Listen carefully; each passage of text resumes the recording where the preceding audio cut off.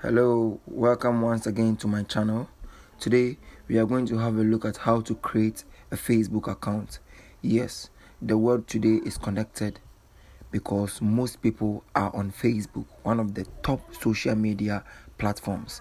Creating a Facebook account seems easy and it's a straightforward process.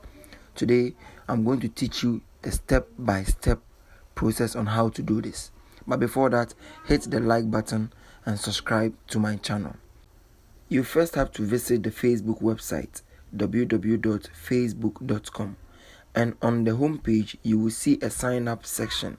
Here you will need to provide some basic information to create your account. There will be a form for you to fill. On this you would have to enter your first name and last name.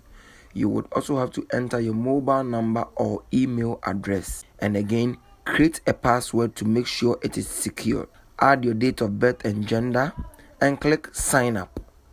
Once you click sign up, you will be asked to confirm your email or mobile number depending on which one you used.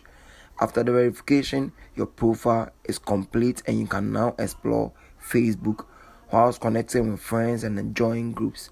Thank you. If you find this useful, kindly subscribe, hit the like button and comment. Enjoy your stay.